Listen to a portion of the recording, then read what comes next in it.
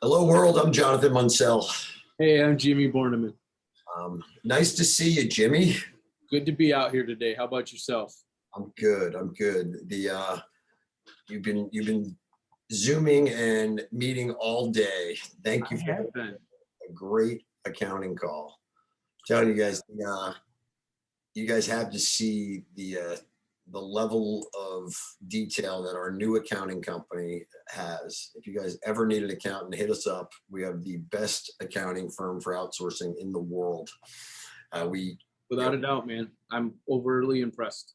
Yeah, and there's a lot of complexity when you put it together multiple businesses, and it's hard sometimes, I think, for people to get that, but these guys are the best. So we had a great call, and I can't wait to see the magic that happens in the next 6 months with those guys. It's gonna be Yeah, awesome. it's going to really put.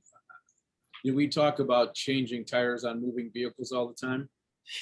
These guys are going to be like our Tesla, not having to change a tire, just straight, fast, and quiet. I just can't wait. I don't even know how to explain it. Yeah, so let's dive into a little bit. So if Jimmy and I are big outsourcing folks, we're not afraid to, we can't do it all. There's no doubt. There's just too much to do in a day, week, month. And, even though we have great people that work for us, sometimes, you got to push stuff out. I'm a big fan of, you know, Jimmy and I came up on, what was it? Elance. Yeah, way back when. Yeah, It now was, Upwork. Yep. it was Odesk, and now it's Upwork. Yep. Anything from transcriptions to, God, I've even done. I've outsourced some tax accounting, Jimmy, out on there. Yep. Video production, audio production. High level programming skills, websites, Yeah, SEO. you get to a point sometimes that you're beating yourself to death over something, and you got to go to an expert. It's no different than the reason why people maybe plug into us to get some business coaching. I don't want to be the expert in audio and video production. No, not at all. And I don't want to be the expert in PHP. I want to know what they're saying to me, and I want to know if they're lying. But after that, I could give a shit. Yeah, so there's a difference between managing items in the business and then being an expert in it. You don't need to be an expert. The A lot of people get bogged down there. Yeah, so the I don't know, it's just kind of kooky. Okay, so let's get back to where we were. So yeah, so outsourcing. So one of the things, and I've talked about this in the past because I'm a big proponent of like we talked about last week, right? The circle of influence, Yep. right? Area of control. So it goes back to really focusing on your expertise. And if you're not an expert in it, it's going to take you, literally accountants have big degrees for a reason, right? And Right. I don't have an extra 4 years to figure it out. Yep. So it's always been one. I mean, it's probably since the beginning of time, the one thing that I outsource. And when I talk about outsourcing accounting, I'm not talking about the end of year taxes. I think that stuff's easy. I outsource the entirety of accounting. We're talking about invoicing, bill paying, transfers, anything like that. They do bank recs, they do all kinds of stuff. And I remember, back in the day, early my first restaurant, running the QuickBooks for probably 3 or 4 months.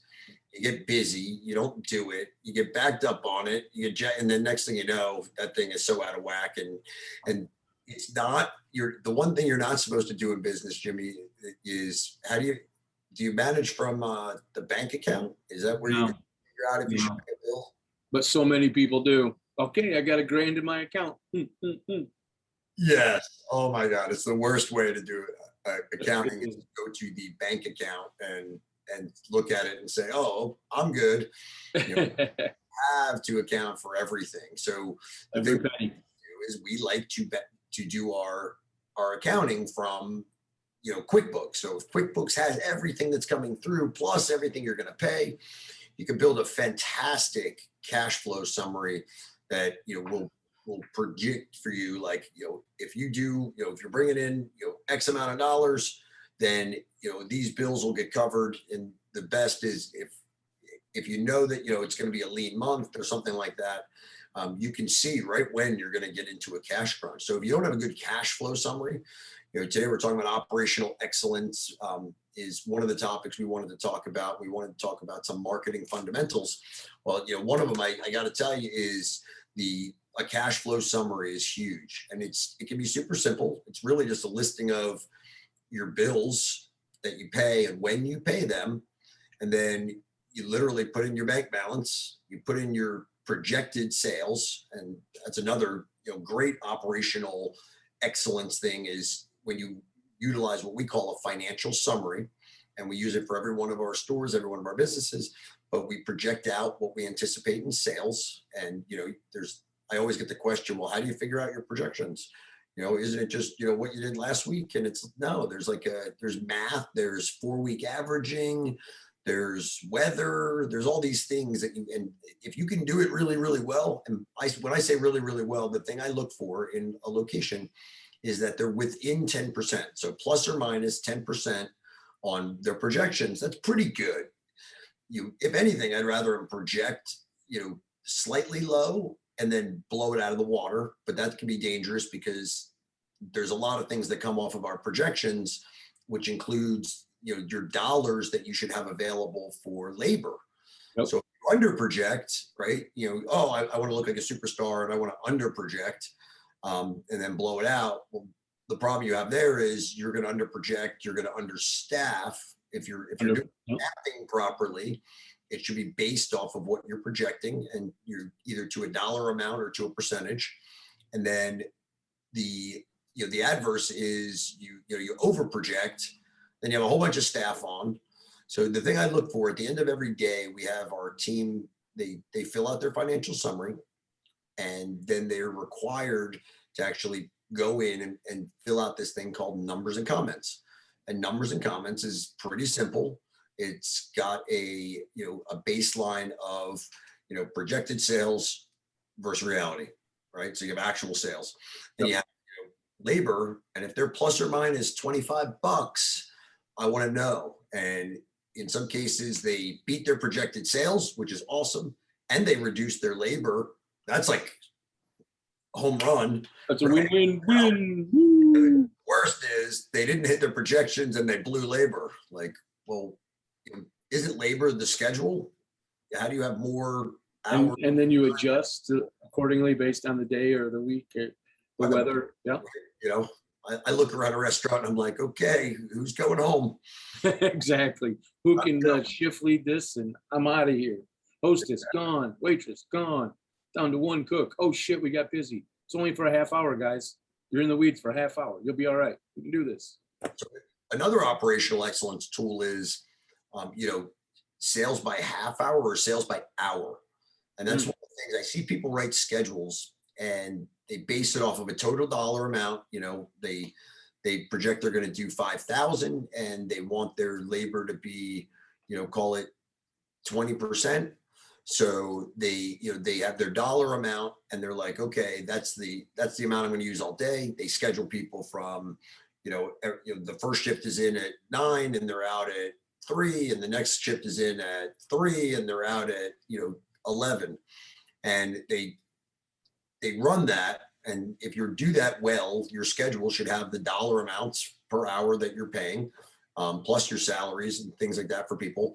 And you should be able to have a number at the end of it. Well, the thing that I see is if you actually go back and look at your sales by hour by day, you will notice that they are not always the same. So if you're scheduling people just in blocks of 9 to 3 and 3 to whatever, your schedule isn't nearly as efficient. And I learned this years ago.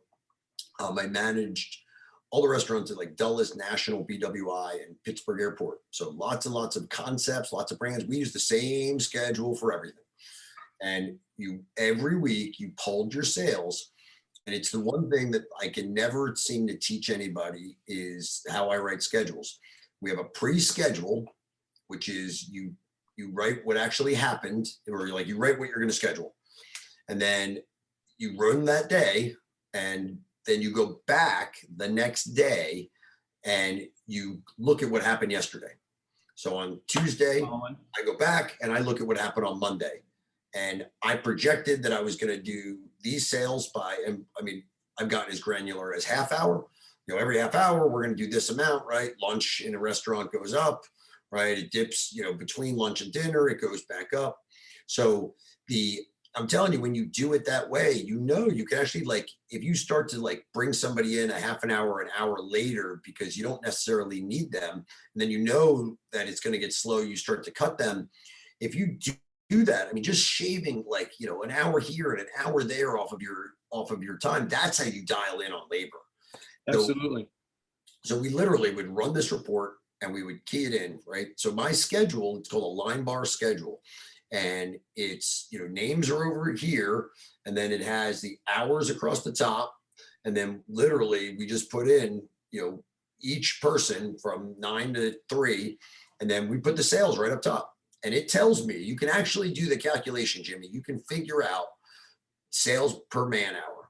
And this is like deep dive accounting, where if you do this level of in your business and you manage sales, by man hour, I know that, that each man hour should get me, in some cases, it's $50. In some cases, it's 500. Depends on your brand, your concept. You got a smoothie store, it's going to be lower. You got a steakhouse, it's going to be higher. Well, that if I'm going to do that amount of sales, I need that amount of people. And it works like a charm. And you can say, okay, I'm going to do $500 and I run a $50 per man hour. I need 10 people, right? And where are those 10 people going to be that I need to be successful? You get to a point though, you can be so busy that, you need 12 people, but you can't fit more than 10 in the damn business to do it anyway. So, right? Per man hour for that hour actually or higher. But that's the way, like, you want to get, operationally excellent. One, it tells you exactly how many people you need when you need them. So if you're going to run good operations, you got to know how many people to have to get done the business that you want to get done.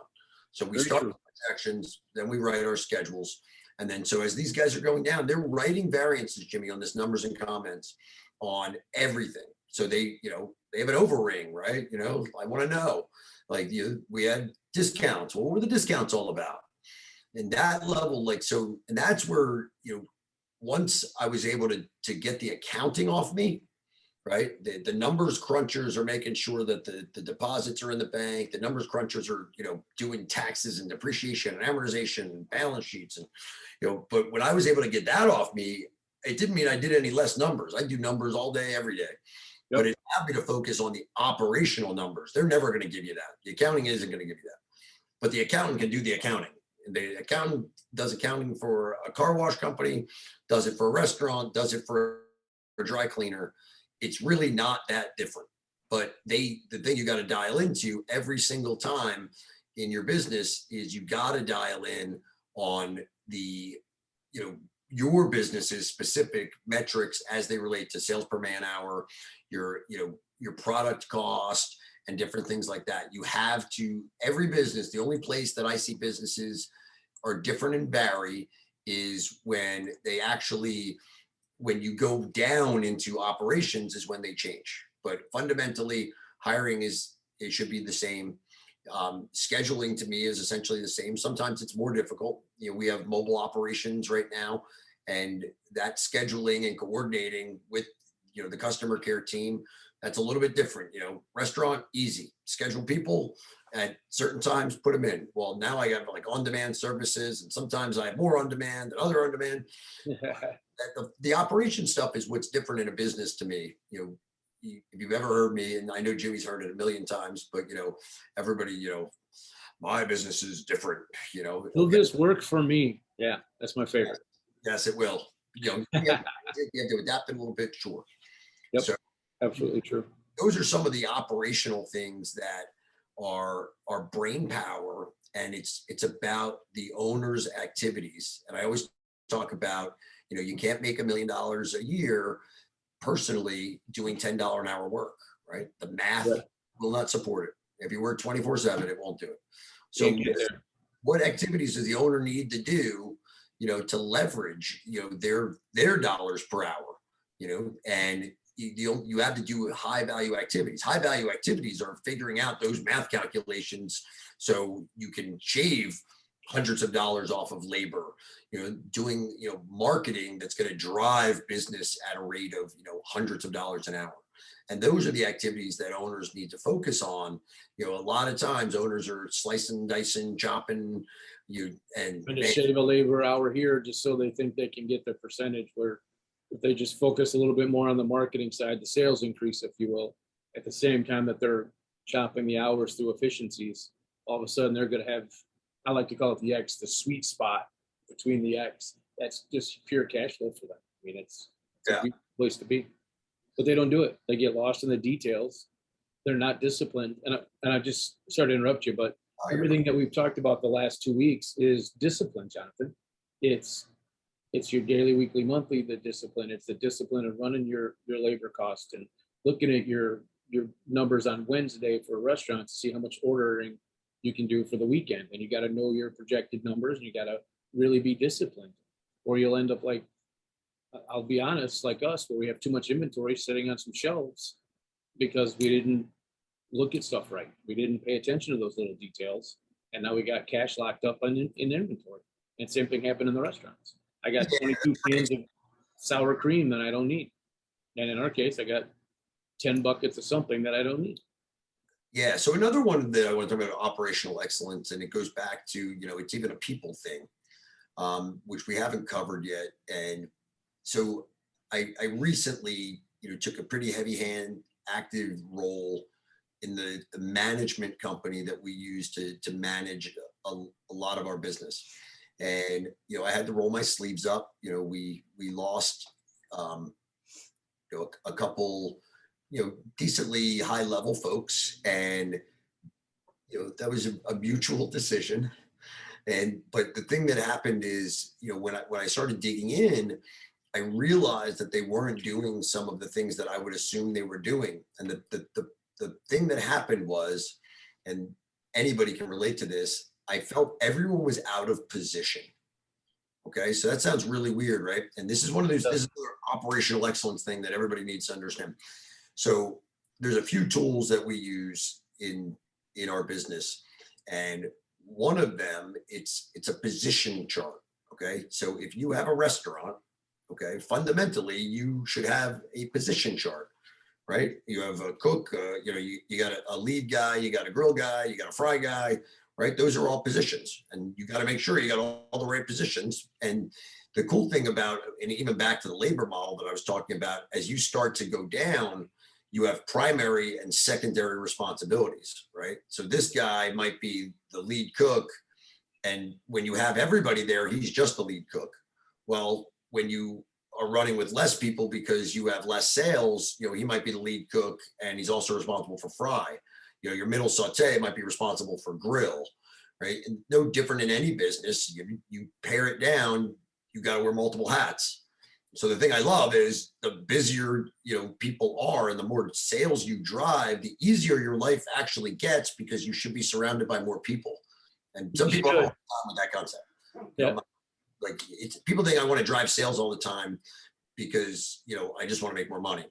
And sure, like, I don't know, I'm not in business. It's not a hobby. I'm here for a mission and a goal, but it's not just about that. It's about, I know that if we get to a certain volume, then, you get to get stuff off of you. If you're that one guy and you have a low volume restaurant, guess what? You're wearing every hat. You're the chief cook and bottle washer all day long. Well, if you double your sales, you're going to need at least 2 people. Now you're only doing half of that, and you can focus more, right? So now we're getting people isolated and focused. Same thing in building a big company, right? Right now we're in the process of launching another national brand. And, I went back, and the difference between what we've done historically, which is, you start with 0 sales, and then you start to sell, right? And then you hire somebody, okay? And then, you two sell more, and then you need to get, you feel the pressure on you of, I'm getting worn out, I'm not getting time with the family, I hire somebody else. Well, if you look at that in reverse and you actually map out where you want to be in the end, you can back your way into that a little bit better. So right now I'm in the process of talking about hiring, a CEO, a CFO, a CTO, all these different, really high level positions. And then under them, they have directors, and under the directors, they have positions. And that's how you build a national franchise company. It takes a freaking village, as you know. Yep. But again, no matter what, at the end of the day, it all has to get done. So do you have a really good list of all the things in your business that need to get done on a daily, weekly, monthly, right? And it always goes back to that, right, Jimmy? Always comes back to that. Yeah, always comes back to it. And if you have that list and it's really, really good, like, again, if you can do it all, great. But at some point you're going to get busy. And the other thing I see people, a huge operation mistake that affects them financially and in their business, they spend time on marketing and they get busy, right? And then they got to stop marketing because they have to take care of operations. Yep. And then they go down in sales because they're focusing on the operations. So then they do market again. I call it the roller coaster, Yeah, I call it the faucet. Turn it on, turn it off. Yeah, it's like, I see that all the time. And that's it's kind of almost a segue from operations to marketing in this conversation today. If you don't have some fundamental marketing systems in place, Yep. that are core to you, the people can throttle your business. So in our world, if we left it to everybody, they would literally take a location or a piece of our business and throttle it to their level of comfort. If they don't want to work that much, they're going to throttle it down, right? If they want to be aggressive and earn bonuses and things like that, they throttle it up. And in both cases, that it can be bad. It can be they can throttle it down, or they can throttle it up, and it creates chaos. So in our world, we have just some fundamental things that you need to have in place. So one, a major fundamental is you need some type of program to capture your customer information.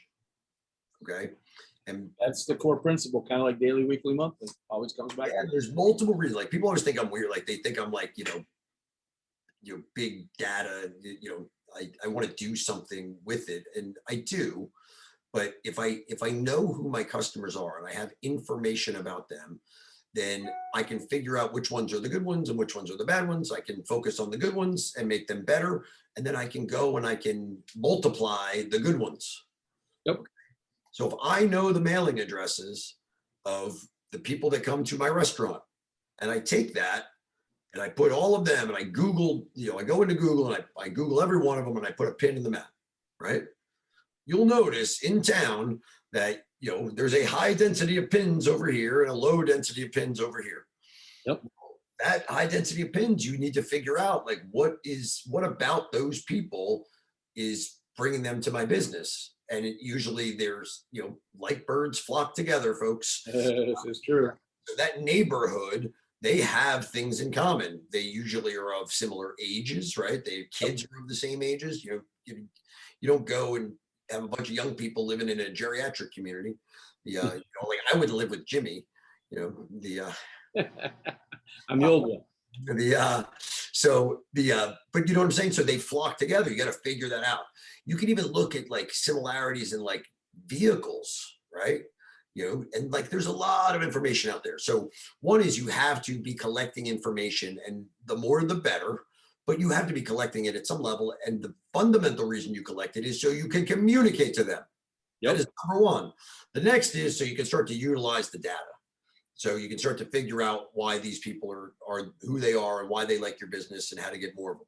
It's really good. We look at national expansion of a franchise, and I'm able to take, the demographic makeup of one of our businesses, and I'm, this is successful. It's successful in this area for these reasons.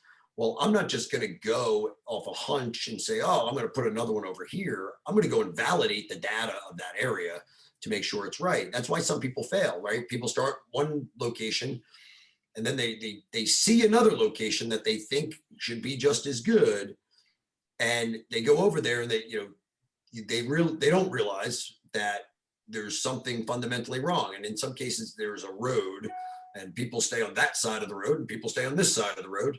And there's not enough people that they need on the right side of the road where their business is. Yep. So, one block away changes the world. One block away, location, location, location. That is like no joke, folks. You hear that coming up in business, like location, location. I'd rather pay 5 times for an A location than a free, C location. It's funny because you mentioned that so many people will go to that second location because A, it's affordable and they see they can get into it quick and cheap. But usually that's what buries them is they can't handle 2. And like in a downtown market, Jonathan, if you're 1 block off where the chic-y restaurants are, people aren't coming down to you. Or if you're 1 block off and 1 corner up, screw it, you're done. Another big one I see people miss is they don't take the time to like get involved in the city, right? So if anybody knows anything about me, it doesn't matter what industry I'm in, I'm on like the board of the association. I literally claw and fight my way to be connected to the people that know what's going on. And the same thing I do in the city that I grow a business in. Because if you go to those city planning meetings, okay, little note to folks, little tip. Jonny, nugget there.